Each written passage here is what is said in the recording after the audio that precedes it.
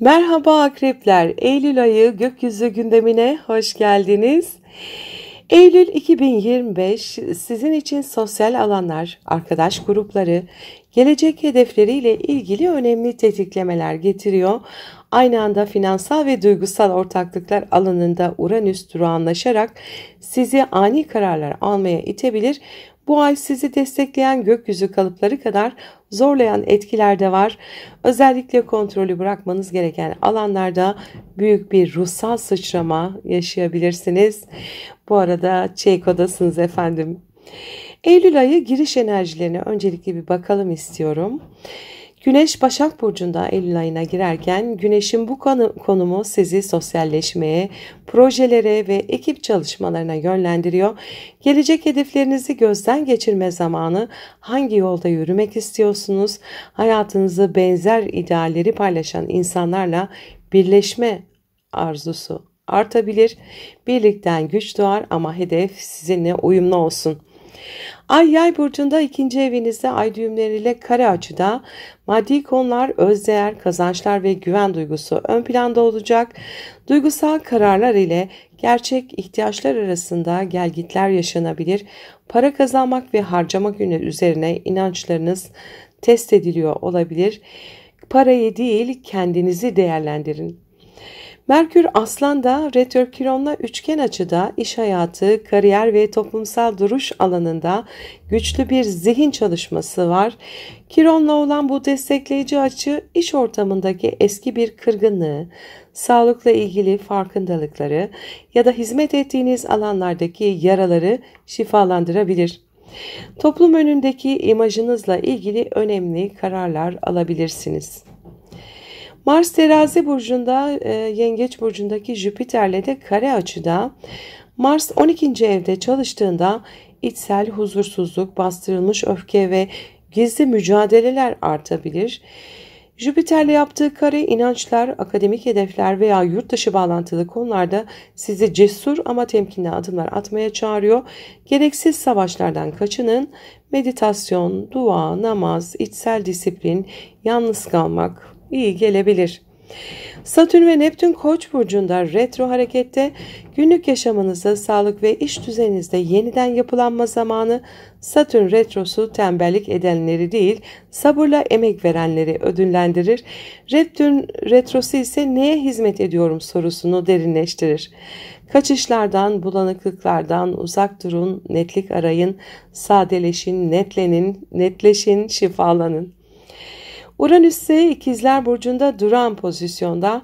Uranüs'ün bu konumu ani krizler, finansal ortaklıklar, miras, kredi, borç, cinsellik gibi alanlarda beklenmedik gelişmelere açık olunduğunu gösteriyor. Özellikle güvende hissetmek için başkalarına ne kadar bağlı olduğunuzu sorgulayabilirsiniz. Maddi veya duygusal bir bağı koparma zamanı olabilir. Böyle bir karar alabilirsiniz. Krizler sizi özgürleştiren değişimin adı olacak bu dönemde. Bir de güzel uçurtma açık kalıbı var gökyüzünde. Kuzey ay düğümü, Jüpiter, Lilith ve Güney ay düğümü arasında. Güney ay düğümü artık başkalarının beklentisine göre hareket etmeyi bırakma zamanı diyor. Kuzey ay düğümü ruhsal yaratım, aşkta teslimiyet ve içten gelen yaratıcı gücün uyanışı söz konusu diyor. Lilith ise kimliğiniz, görünüşünüz, varoluşsal tavrınız güçlü şekilde ön planda diyor. Jüpiter ise ruhsal ve entelektüel büyüme için sizi destekliyor.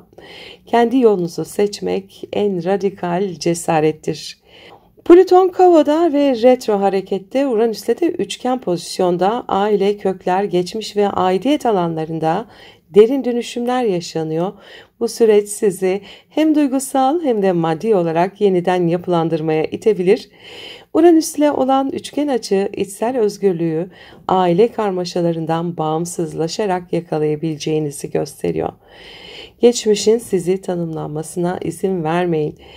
Eylül ayı boyunca sosyal çevrenizi gözden geçirin. Kimlerle ilerlemek istiyorsunuz? Buna karar verin. Finansal kararları duyguyla değil netlikle alın. İş ortamında disipline yönelmeniz gerekiyor. Belirsizlik sizi yorabilir. İnançlarınızı sorgulayın, içsel gücünüzü büyütün. Gizli düşmanlara dikkat edin. İçsel huzuru korumak önceliğiniz olmalı. Bağlılıklardan özgürleşin, kendi gücünüzü hatırlayın. Aşkta teslimiyet ve yaratıcılık sizi ruhsal olarak büyütebilir. Eylül ayı giriş enerjileri bu şekildeydi. Şimdi astrolojik gündeme geçeceğim ama ondan önce minik bir hatırlatma yapmak istiyorum. Kanalıma abone olmayı, videoları beğenmeyi, sevdiklerinizle paylaşmayı ve minicik de olsa bir yorum bırakmayı unutmayın lütfen. Desteğiniz için şimdiden teşekkür ederim. Eylül ayının ilk yarısına şöyle bir göz atalım. Sevgili akrepler, Eylül ayının ilk yarısı sizler için adeta gökyüzünden gelen bir rehberlik zamanı.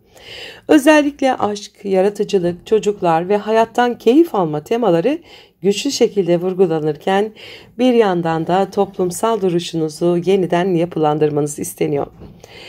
5 Eylül'de Mars ile Jüpiter arasında bir kare açı var. İkili ilişkiler ve ortak kaynaklar alanında sizi biraz sıkıştırabilir. Maddi sorumluluklar, vergiler, borçlar ya da miras gibi gündemler üzerinizde baskı oluşturabilir. Aynı zamanda bir ilişkinin içerisinde gücü paylaşma dengesini yeniden kurmanız gerekebilir. Kontrol arzusu sizi yönlendirmesin. Şeffaflık bu süreçte kilit önem taşıyor. Aynı gün Merkür'ün Uranüs'te yaptığı bir sert açı var. Kariyeriniz ve ilişkileriniz arasında beklenmedik bir gerilim yaratabilir. Özellikle iş çevresinde geçmişte yarım kalmış bir mesele tekrar gündeme gelebilir. Sözlerinizde dikkat edin, zira yanlış anlaşılmalara açık bir dönemdesiniz. 7 Eylül'de Balık burcunda gerçekleşecek olan bir ay tutulmamız var. Aşk hayatınızı, yaratıcılığınızı ve çocuklarla ilgili konuları gündeme taşıyor. Kalbiniz artık gerçekten ne istiyor? Hayatın sizi mutlu eden yanlarına ne kadar alan açıyorsunuz? Bu tutulma size kendinizi ifade etme gücü verirken eski bir aşkın sonu ya da yeni bir romantik başlangıç gibi temaları da beraberinde getirebilir. İştenliğinizin karşılığını göreceksiniz bu dönemde. 13 Eylül'de Güneş-Merkür kavuşumu var. Sosyal çevrenizle ilişkilerinizi yeniden gözden geçirmenizi sağlıyor.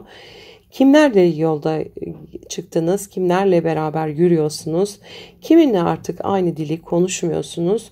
Bu kavuşum Güney Ay düğümüyle birlikte oluşan bir hizalanma olduğundan eski dostlukların kapanması ya da yeni bir sosyal misyona yönelmenizi sağlayabilir.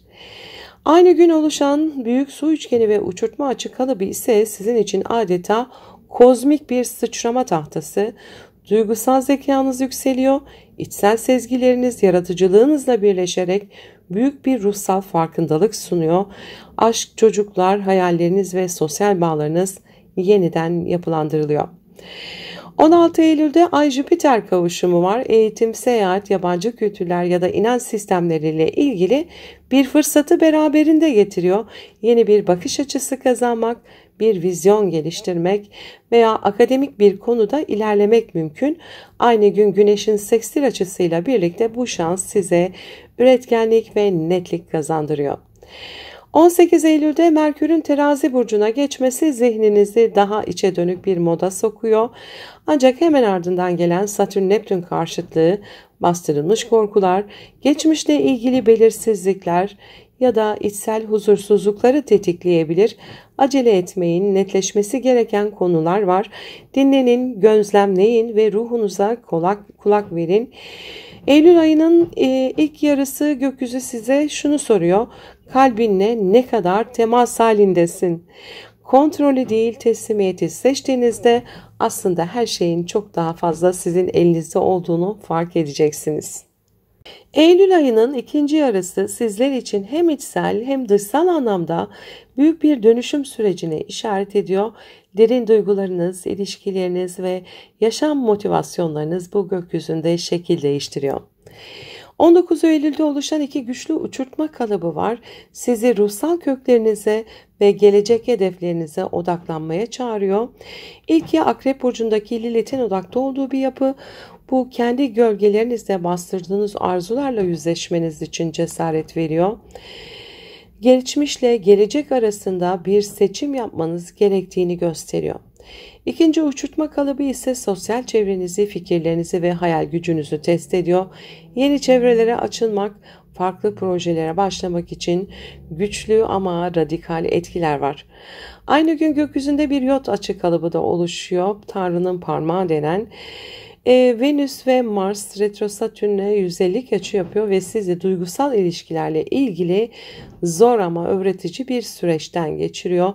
Özellikle çocuklar, aşk hayatı ya da yaratıcılıkla ilgili konularda derin iç hesaplaşmaları gündeme gelebilir. 21 Eylül'de Başak Burcu'nda gerçekleşen parçalı güneş tutulması sizin 11. evinizde ve Başak Burcu'nun 29 derecesinde gerçekleşiyor bu. Bu arkadaşlıklar, topluluklar, projeler ve gelecek planları alanında güçlü bir yenilenmeyi beraberinde getiriyor. Tutulma retro Satürn ve retro Neptün'e karşıtlık yapıyor.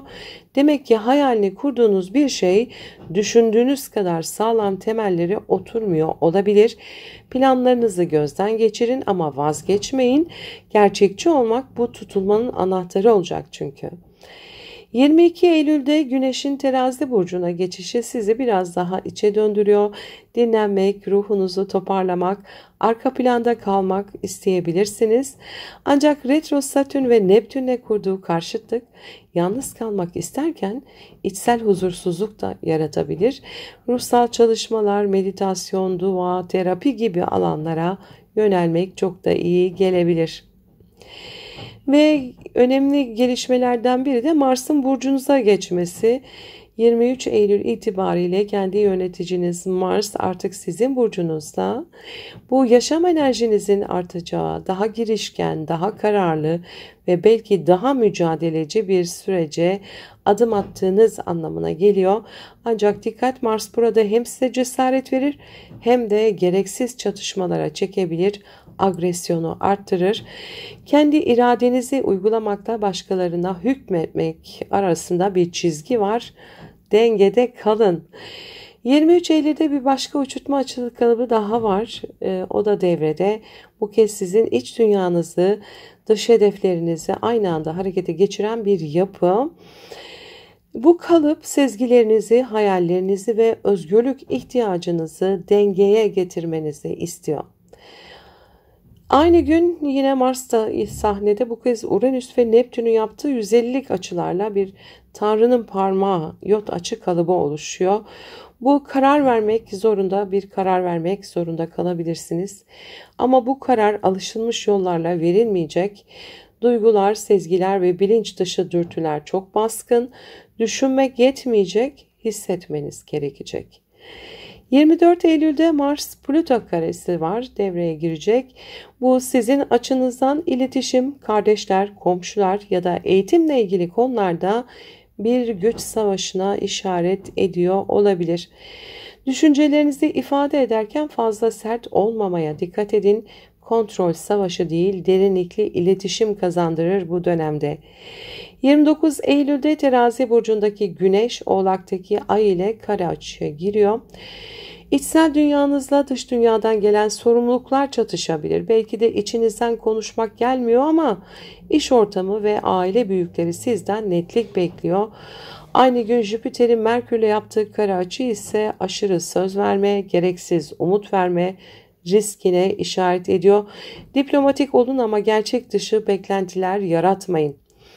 Öte yandan Uranüs-Neptün-Plüton arasında süregelen destekleyici açılar sizi derin ruhsal değişimlere hazırlıyor. Bu dönemde aldığınız ilhamlar yıllardır aradığınız cevapları verebilir. Sevgili akrepler, bu Eylül ayı sizin için bir içsel uyanışı ve dışsal dönüşümü aynı anda getiriyor.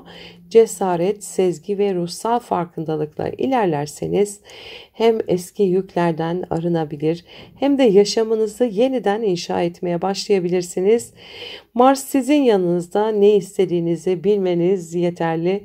Mutlu bir ay geçirmenizi dilerim. Sevgiyle kalın.